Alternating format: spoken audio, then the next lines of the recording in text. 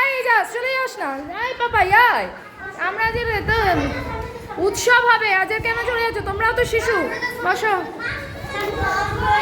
আজ 14ই নভেম্বর, কার জন্মদিন তোমরা কেউ জানো? বলো। পণ্ডিত জওহরলাল নেহরু। ইজাজ ঠিক বলেছে, ভেরি গুড।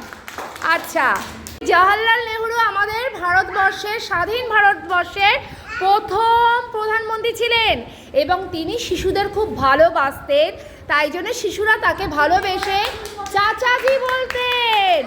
চাচাজি। হ্যাঁ বলো। হ্যাঁ, ভেরি গুড। ইজাজ অনেক কিছু, অনেক ইনফরমেশন জানে।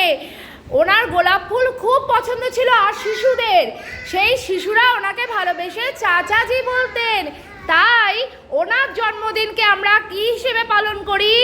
শিশু দিবস হিসেবে। আজকে শিশু দিবস, তাই তো?